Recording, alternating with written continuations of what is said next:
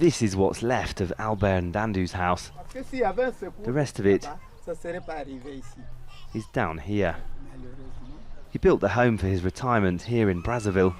Erosion took it away, along with much of his neighborhood. It's a serious problem. I had a large family here. Now I am forced to rent, but I am not paid my pension, so I have to stay with a neighbor. I can't even find money to feed myself.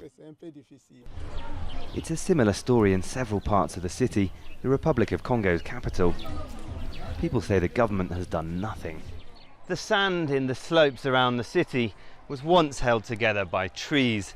They've been cut down as the population grows, but the erosion problem keeps growing too.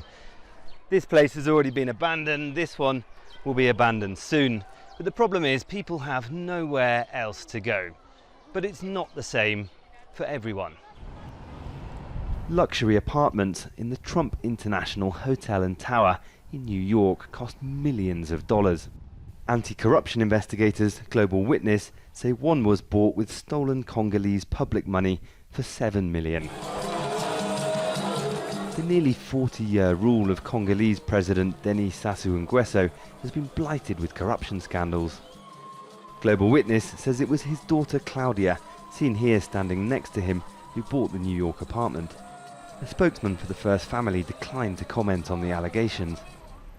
Congo earns billions of dollars every year from oil exports.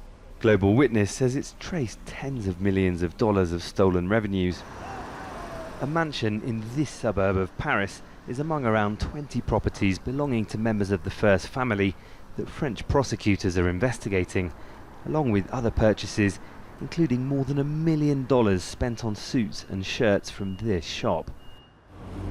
In Brazzaville, it's easy to find pictures of President Sassou Nguesso on the street. It's harder to find anyone who'll criticize him or his government.